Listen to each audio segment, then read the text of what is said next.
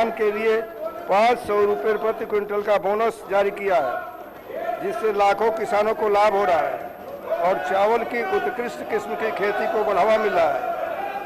साथ ही सरकार ने 2 लाख रुपए का ऋण माफी योजना को सफलतापूर्वक लागू किया है, जिससे 20,616 करोड़ रुपए के व्यय के साथ 25 लाख से अधिक किसानों का कर्ज का बोझ कम हुआ है।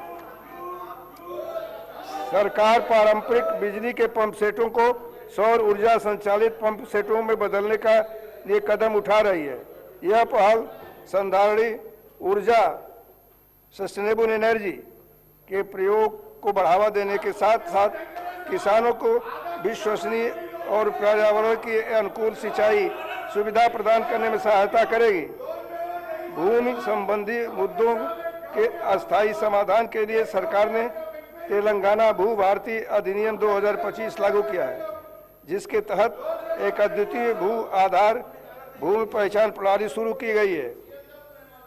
जमीनी स्तर पर भूमि प्रशासन को मजबूत करने के लिए विभिन्न स्तरों को 8,900 कर्मचारियों को तैनात किया गया है, जिसमें 5,010 ग्राम पालन अधिकारी और 3,520 लाइसेंस प्राप्त सर्वेक्षक शामिल हैं। यह पहल किसानों की समस्याओं के समाधान और भूमि संबंधी शिकायतों के त्वरित निपटारे में मदद करेगी। इस वर्ष 3.76 लाख नए पट्टादार पासबुक जारी किए गए हैं। भू भारती अधिनियम की परिकल्पना के अनुसार किसानों की सुविधा के लिए पंजीकरण, राजस्व और सर्वेक्षण गतिविधियों को एक ही प्लेटफॉर्म पर लाया जा रहा है। मेरी सरकार सिंचाई क्षेत्र को सर्वोच्च प्राथमिकता देती है और कृष्णा तथा गोदावरी नदियों के पानी के बंटवारे में राज्य के हितों की रक्षा के लिए सभी मंचों पर दृढ़ता से हर संभव उपाय कर रही है।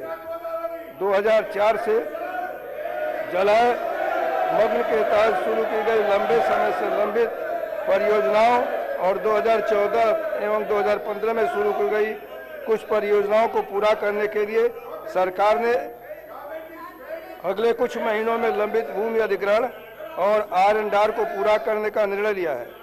सरकार का लक्ष्य अगले 3 वर्षों में सभी चल रही सिंचाई परियोजनाओं को पूरा करना है। आने वाले 3 वर्षों में इन सभी परियोजनाओं पर ध्यान केंद्रित करके एक बड़ा आयकट विकसित किया जाएगा।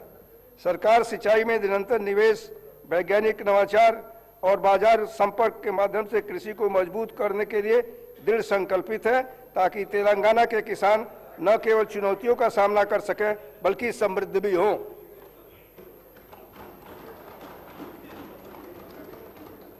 सरकार तेलंगाना के हर परिवार के कल्याण और गरिमा को मजबूत करने के लिए प्रतिबद्ध है। बीते वर्षों में राज्य के कई पात्र परिवार नए राशन कार्ड की प्रतीक्षा कर रहे थे।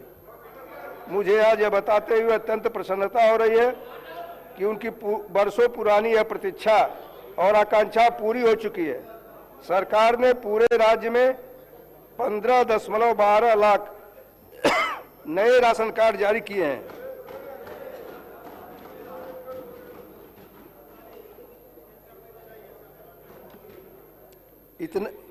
इतना ही नहीं, जो राशन कार्ड पहले से मौजूद थे उनमें भी 19.44 लाख नए सदस्यों को नाम जोड़े गए हैं।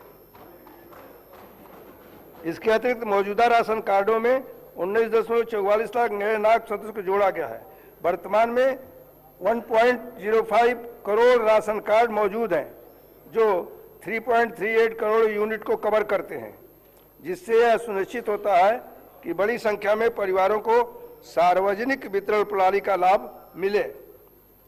सरकार सार्वजनिक वितरण प्रणाली के तहत सभी उचित मूल्य की दुकानों के माध्यम से महीन चावल वितरण योजना भी लागू कर रही है।